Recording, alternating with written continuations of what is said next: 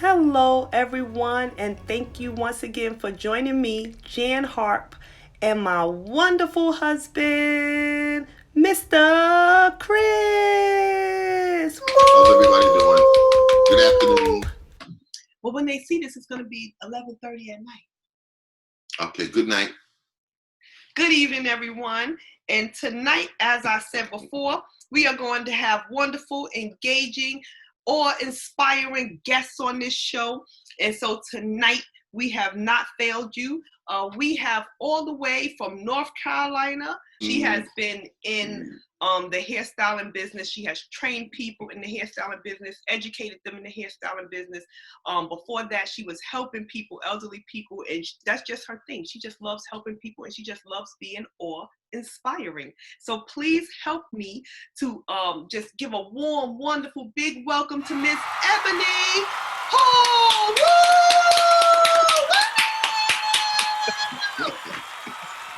Hi, Miss Ebony. How are you? Hello. How are y'all doing this evening? How are you doing? We are still breathing. We cannot complain. Yes, I agree. I can, but I'm not going to. Choose not to.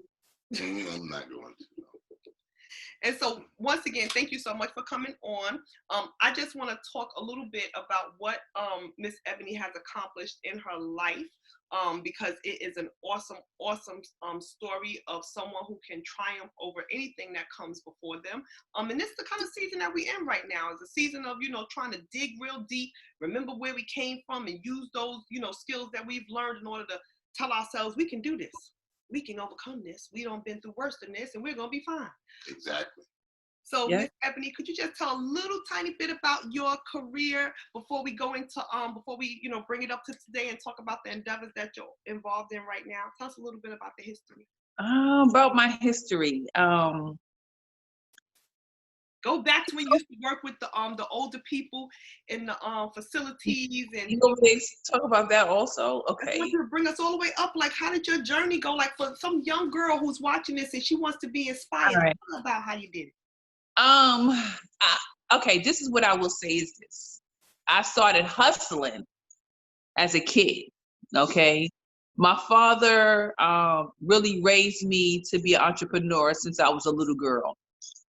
So I started out, the first thing I had to be, everything I'm telling you at this point right now was under the age of 9, only because I know where I was living at that point of my life, okay?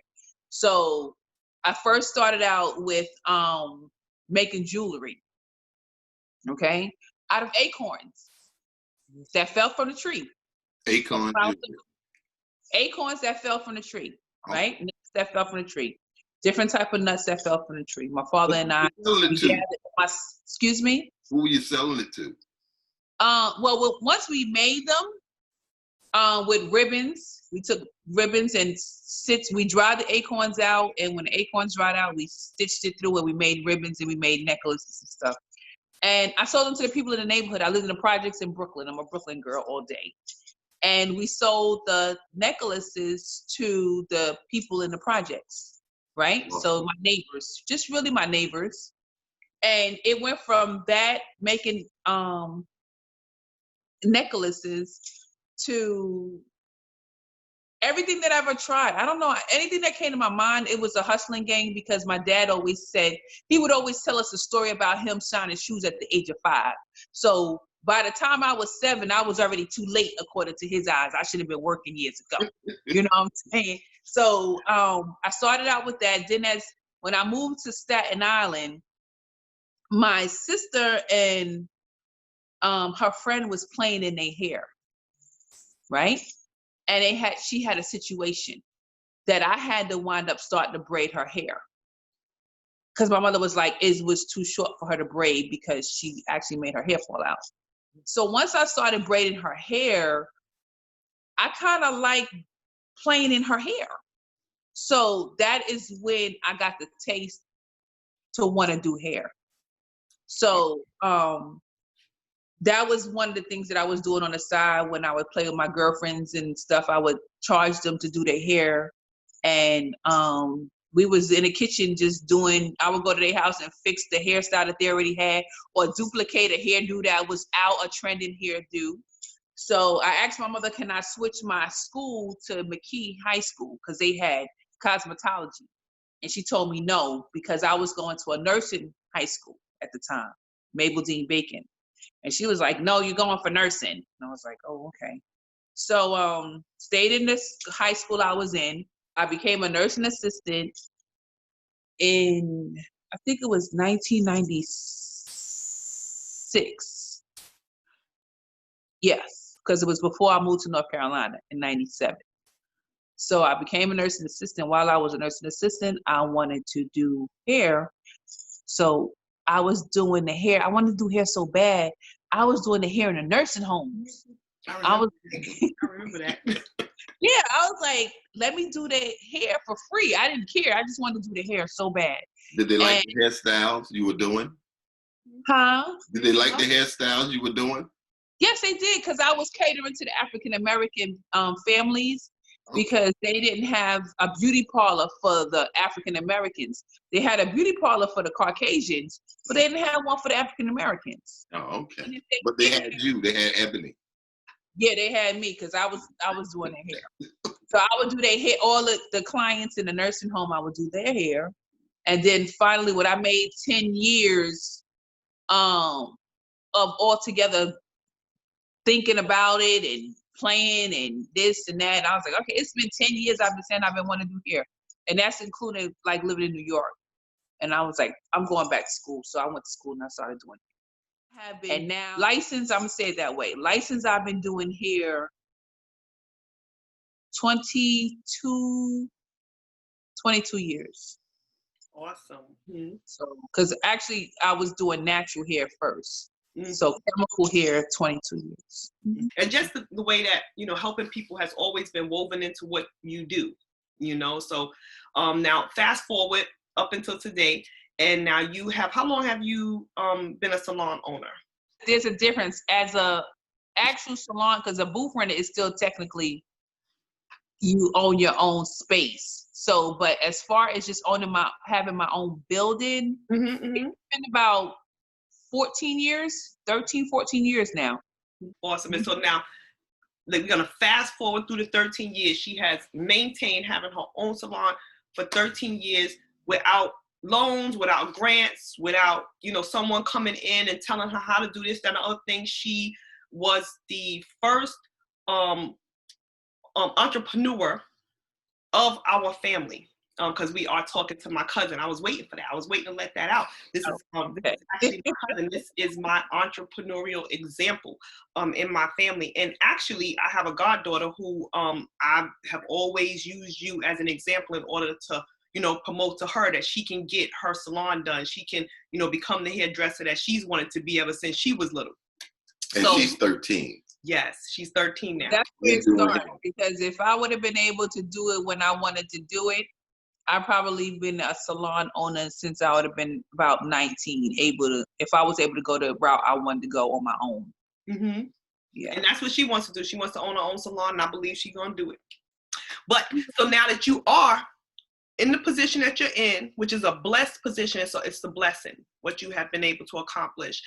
Can you tell us a little bit about your most recent endeavor, which is Lovely Willie? Can you tell us a little bit about the skincare line that you started, the scrubs, the butters, just tell us a little bit about how your journey has continued into now Lovely Willie. A few years back, I had found out I had lupus. 2006 is when I found out I had lupus. And when I have had clients in the past that have had lupus, I've noticed how it affected their skin. And that was one of my main fears, was it affecting my skin. I didn't really know that it had different parts and different forms of lupus at the time. I just knew about the skin disorder, which is called discoid lupus, right? Okay. Now, I was so concerned about my skin because this is a young lady that has never even went through acne. Okay, I only had one pimple for acne. Okay, so when you tell me that my skin might be changed, it really was a mental issue that was affecting my mental. Okay, so when I found out about that, I had a salon at the same time that was named Lovely Willie. The reason I named the salon Lovely Willie was because I named it after my mom. Her name was, okay, I named it after a couple of people, which was my mom. Her name is Willie Pearl. The guy that I'm dating right now, oh wait, my mom's name is Willie Pearl. My father's name is William. And then his mother's last name is William.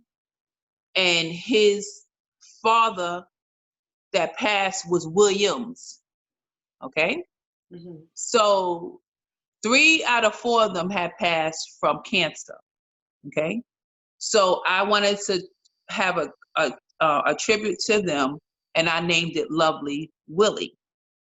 And at the same time is when I was starting to have the discoid lupus surface on my skin. Yeah, because at that time weren't you doing some platform work? When I had the first attack on my skin, yes, I was doing a show for Bronner Brothers. Mm-hmm. And it affected my whole face area. I had a whole breakout from the stress because I didn't know that stress brings it forward. Mm-hmm. So when I was doing the hair show for the Bronner Brothers, the hair royale battle, mm-hmm. which I did come in 3rd place. Mm-hmm. Awesome. At the same time, I was having a major breakout. So it was my first major flare up that I had, and it was brought on from the stress of the show. So my whole face broke out, my hair broke out, and everything. Everything broke out except for my eye area. Yeah. And I was so concerned. So when I had got home, I was like, that's it. I couldn't use anything on my skin, and everything was irritating me, except for like the shea butters. Mm-hmm. But I wasn't getting enough moisture. And then it became expensive with me trying every company to mankind. Mm-hmm, mm-hmm. And I was liking a little bit of this and a little bit of that from that company. Each company, I liked something from it, but then it did something else to me at the same time. So it was like, okay, well, let me try to figure out something natural that I can do on my own. And that's how I made my first butter. Awesome. I did the research for it. So I went back and took a class for pharmacy tech, mm-hmm. right? So that I can know what medications actually have different type of reactions for me with lupus. Mm-hmm. So with the learning that I got from my pharmacy class, it was like, don't you want to take the test to be a pharmacist, a pharmacy tech? I was like, no, I didn't come for that. I came so I could know the ingredients. Mm-hmm. I needed to know what was in all of these different medications so that I could implement that into my butters and into my salts and my scrubs. And then that's how I came up with my whole line with the shea butters. I have shea butters, I have scrubs, I have hair growth serum and lotion. Awesome. That is great. So I just, of course, I'm beyond proud of you, because what some of you do not know, because you just meet Ebony for the first time, is that Ebony, she sounds very studious, but studying does not come easy for her. Learning has not been, that's not her favorite thing on top list of things to do, is just sit down and go read and research somewhere. So this is a woman who's talking about overcoming all types of hurdles that were before her in order for her to get to where she is right now. So when you get that bread, yes, she not one of the main hurdles is that I am dyslexic. So that is something. Still get that bread. That don't stop her at all. None of that. No, but it does make it a little bit more difficult. And like she did say, one of the things, learning it has never been my area. I didn't find out I was dyslexic until my junior year in high school. But it never stopped you. No, I didn't. It never stopped you. That's it. That's all. But we do recognize though that it makes things harder. You know, yes, and there's a lot of kids out there who are dealing with, you know, all types of labels, as I call them. You know, and the thing is that if you allow that label to define you, then you put a limit on how far you can get. But if you say, okay, I hear the label, I understand the label, it's making things a little bit harder for me, but I refuse to allow it to keep me from achieving what I have in mind to achieve, then there's countless people who you can look at as examples, and now you can add Ebony to the list of people that you can look to for an example that no matter what label they give you, if you put your mind to it, if that is your goal, is to overcome the limitations that were set by that label, you can do it. She's an example. But I do want to add that I do have a barbershop too. Yes, she do. Yes, she do. She is a multi-stream business owner. So it's not as though she is relying on one thing. She has multiple things. Do you still have taxi cabs? That's what I'm saying. Y'all still have a taxi? I do have the company, but I only have one cab on the road. It's a taxi cab company too. They love trying to minimize stuff. I don't have one taxi on the road. I'll have to call one taxi to come pick me up from somewhere, so that one taxi gonna come in handy for somebody. You'll do towing too? Yes, he does. He has a towing. They bowling. Well, that's him walking past, and I asked him not to do. Oh, Eric, like Sheikah said, he know he want to be a famous superstar. I think that's what that was. I think he wanted to get a little glimpse in there real quick. We can tote also, but we don't. We're car hauling. We haul cars. See, there you go. Okay. Same difference. Yes. No, it's not. It's different. Oh, it's completely different. It's different, yes. Towing, you tow wrecks and stuff like that at a car accident, one car at a time. We can transport cars or transport any type of vehicle or any type of machinery from one location to another location, and we could do up to 4 vehicles. Oh, okay. See what I'm talking about? At one time. So when you see that car and it's be pulling that dually that's pulling them 4 cars or 5 cars, that's what he does. Yes. So we have that also. That one is a year in. That business is a year in. Awesome. But so now, in case you thought that we had covered all the things that she has going on, that's absolutely awesome. Come to find out, her real passion is not cars, taxis, hauling, or even hair. Her real passion, like I said a little bit, is helping people. And so she has this endeavor, this online endeavor that has been going on for a moment. You'll see people doing exercises. You'll see people commenting and telling you about how they've changed their diet and they're changing their lives because of Ebony's Staying Alive 125. So how do you, I don't, you know what, once you tell us about Staying Alive 125, then my next question is going to be, how do you do all of this? But tell us, so in addition to the hair, in addition to educating new hairdressers, in addition to the cars and the barbershop and the family life, tell me about Staying Alive 125. Staying Alive 125. How happy she is. Okay. I developed Staying Alive 125 because, like I said earlier, I have lupus. And I needed a support group, really, to help me to try to stay on track. So I did some research one day, and I found out about, I'm so sorry I don't have their names right now. These 2 sisters, and they live to be 120, 125.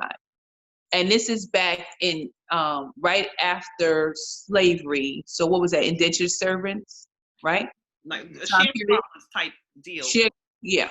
So they did a picture and an article on not just these sisters, but it was a lot of Black women, and they had posted it up, and it was in Washington State, and Washington D.C., and how all these different Black women were living to be these ages between 110 and 125. Okay, and the article was really focus on how they were able to live that age with no cancers, no major illnesses, and they were eating junk, garbage, right? Pig feet, chitlins, things of that nature. And Tell Eric we see him. Exactly. I know, right? We Yucking down on that. Staying Alive 125 came about with trying to have support. So I figured if these people can live to be 125 years old and they were eating pig feet and chitlins, Mm-hmm. we should be able to live to these later years. But one of the things that they were doing was they were eating a lot of fresh vegetables. They grew their own vegetables. They didn't have no GMOs in their vegetables and things of that nature. Versus this time and day, we have all of that in our food. So Staying Alive, like I said, was really a support group for me to be able to do things on a healthier note and have a support system and to support others at the same time. Like, look, I know you got a belly and a second chin, and so do I. So let's get this worked out together. Let's do it together. Let's knock it out. And as I was doing the Staying Alive 125, it made me do more research, which got me into my herbalism. Now, Staying Alive 125, one of the things that is infused in that is her ability to help people to know, certain teas to drink, certain, at-home remedies to do that take you, just a little bit further away from some of the toxicity that you find when you try to find remedies through, the pharmaceutical companies. So, wherever you can, scale back from having to utilize those things. Of course, you talk with your doctor and you make sure that these things are okay, but, you should look into, different herbs, especially, people like Ebony, reach out to her. Alternative medicine. Yes, alternative medicine. To interject real quick, Mhm. 70% of the pharmaceutical companies, 70% of the ingredients in the pharmaceutical companies are natural herbs. 70% of that medication that you use is from a natural source. That's Then awesome. then the rest of it is a synthetic source. So yes, and they are going back to making it that it's more than 70%. They want to go back, put it back to 90%. But Awesome. but then that's also for the rich and famous. Yes, exactly. Okay. So please do not get it wrong. Like Dr. CB, I don't know if you ever heard of Dr. CB. Yeah. Dr. CB, how the situation with him, how he cured several different diseases with herbs, So herbs, God gave us everything that we need. We just like things to work like this. And we're not consistent. You have to be consistent when it comes to using herbs. That's what makes it work. What I would like to do before we exit is I do want to touch on the beauty industry, because scrubs and butters and even herbs, all those things, will enhance how we feel about ourselves and enhance our beauty from the inside out. And so can you just speak to, some of the unspoken things that, we, Black women, young girls, what are some of the unspoken things that we say to ourselves that are impacting our self-image, and how do your initiatives from the hair styles, the what do you call it, dermabrasion, and the scrubs and the butters and the herbs, like how do your initiatives try to help with the self-image issue? Can I answer it more like a story? Sure. Okay. I can remember growing up, my mother was very, very dark skinned. Very dark skinned. I mean, she was dark. And she would say, "I'm beautifully black." That was her thing. She was like, "I'm beautifully black. I'm beautifully black." Beautifully black, right? When I had friends, not so much my immediate circle of friends, but I had other associates, and I can remember them thinking that they were pretty because they were so dark skinned. You know what I'm saying? That it made me look at light skinned people to be prettier than brown skinned people, even with my mother saying she was beautifully black, right? That I can remember, I even got a picture of me, someone took of me looking at a friend of mine's growing up, and I was looking at her like this, like in amazement, like, you know, like, wow, she is pretty.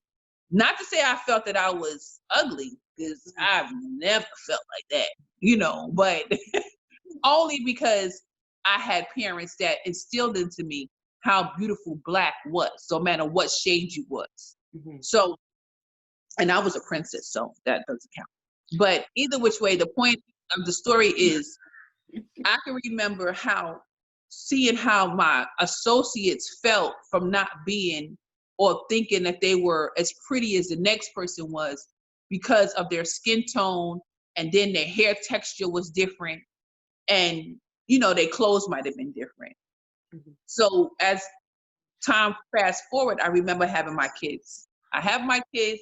I get one light, one brown, one extremely long hair, and one average hair. One wavy hair, but not soft like Spanish, but just softer. And one coarse. You know what I'm saying?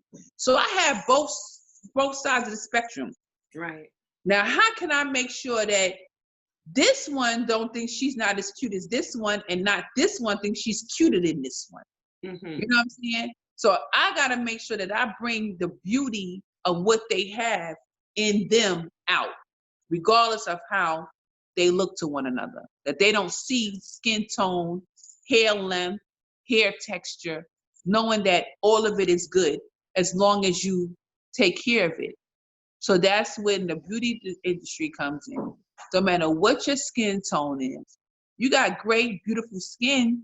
You're beautiful, but you have to take care of it so you can see it. So I have my youngest daughter, and she's beautifully black, and she has a softer texture of hair also. So I have to keep instilling in her, because there's no one to compare her with in the household of her age. And she only have the peers in school, which is a disaster, you know? So I try to instill in her all the time how beautiful you are. You have to take care of what you have to make it glow. My mom would say it real quick, ain't nothing like no ashy black skin now. Nobody don't want no ashy black skin. You gotta make sure you're creamy black. I know that's right. Okay? Which meant taking care of yourself. So with the young girls and the people of the generations today, which have so much media to compare themselves to, if they could understand that just who they are as an individual, that God had made them to be, that they're just as beautiful and even not more beautiful than the next person sitting next to them. Yeah, because they are. And if they don't know, tell them to call me up at the Beauty Palace at Naturally Beautiful, and I'll get them some good old Lovely Willy oils and scrubs, and we'll get them shined up again with that butter. I know that's right. I know that's right.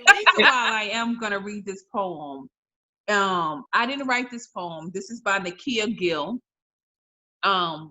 It just ties into what we were just talking about self-esteem and being a Black young lady. Okay.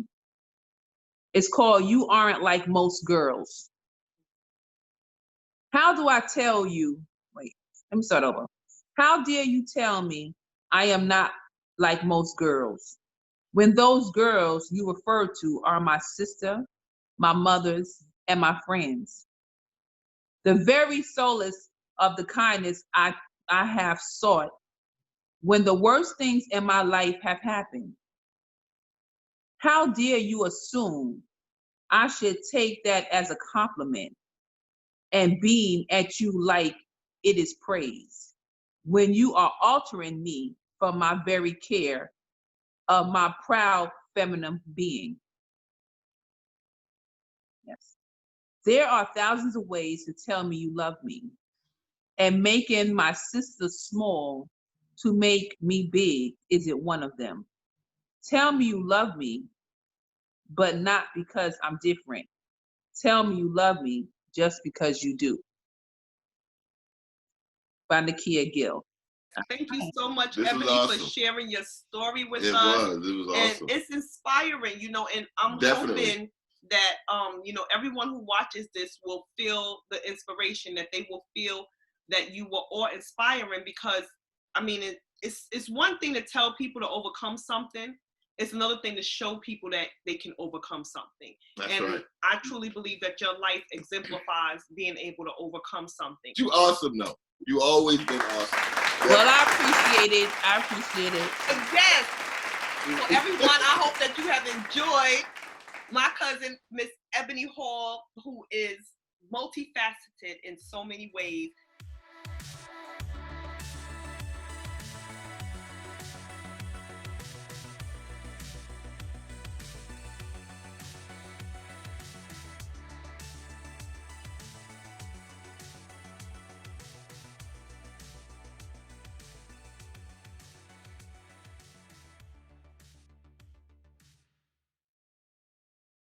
I wish he wasn't camera shy because he is like the funniest. So our quarantine hasn't been bad at all. Not at all. We're still placing bets on which one of us are going to meet Jesus first. See? From quarantine. From quarantine. I'm going to tell you, Chris, No, we're not. We got who's going to give the other one the coronavirus? She can't stop. I would cough on him. Just like a little thing. Can't stop moving. Multifaceted in so many ways. She is definitely an overcomer. She is definitely awe-inspiring. And thanks to her, I no longer suck my thumb. Thank God. Thank God. She is the awesome hairdresser. I mean, I can't even say anything about her hairstyling skills. She did my hair. I can't. Oh gosh. I can't with him. We're just beautiful. And to know that you're beautiful on the inside, it just radiates out on the outside. But then you have black women are very beautiful. Y'all are very beautiful. Y'all just crazy. What? You're crazy. So there you go. You get the best of both worlds. Yeah. I told you, we don't know coming out of quarantine 2020. The best of both worlds. Beautifulness and craziness. We love it. Well, me and Tamika have a very weird history, okay? So we're going to leave that part out. But that Tamika would not eat unless I fed her. Ridiculous. And she would have starved. There has been times my mother put her in the hallway and told her to go home. We thank you, and I thank you so much. We're gonna put all of your information underneath when I get finished editing. So you know, definitely. Look on Staying Alive 125. Join in. Post your photos and your whatever things that you're doing healthy. I have some stuff I need to upload my own self. I've just been taking pictures, haven't been uploading. But post your stuff and join in and ask a friend to join in. Try to stay healthy. And clean eating. Definitely, I promote clean eating. So try to make sure that you get your clean eating in on. And this summer, we're going to be pushing out the Lovely Willy product line very heavily. I just got my new cans in. I'm so excited. I got some orders already. You know, so I'm looking forward to that. I will say this, that I do. I love my mother and I love my father. And I wouldn't change nothing that I've been through in the past. Not one thing. Let me see. Awesome. No, because I'm gonna have my own pantry one day to give my own food and my blocks of cheese to somebody one day. Everyone, please go to Holistic Biz Space Coaching and sign up there, subscribe to the YouTube page, and hit the little bell icon so that you can get the alert. That's awesome. So thank you, everyone, once again, for joining me, Jan Hart, my wonderful husband, Mr. Chris, and our awe-inspiring guest, Miss Ebony Hall. I don't know how to do on this screen. Well, thank you. Awesome, Ebony. Just seeing you again too. After this over, we got to come for a visit.